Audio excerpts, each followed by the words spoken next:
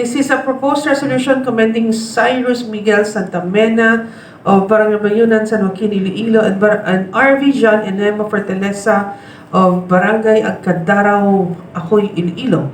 Both cadets of John B. Lacson Foundation Maritime University were ranking 10th out of 2,100 aspiring teams from countries all around the Indo-Pacific region during the quarterfinal round of the Indo-Pacific Quiz Competition 2022 held in India last November 20, 2022.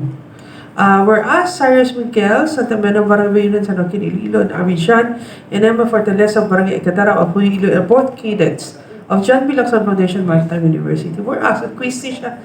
Whereas Syrus Miguel, Santamena, and RV JHON are the representatives of the Philippines during the Indo-Pacific Quiz Competition 2022 held in India last November 2022.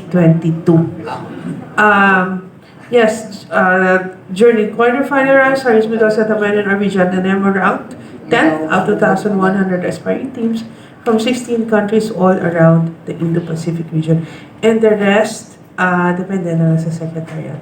But this is the gist of the resolution.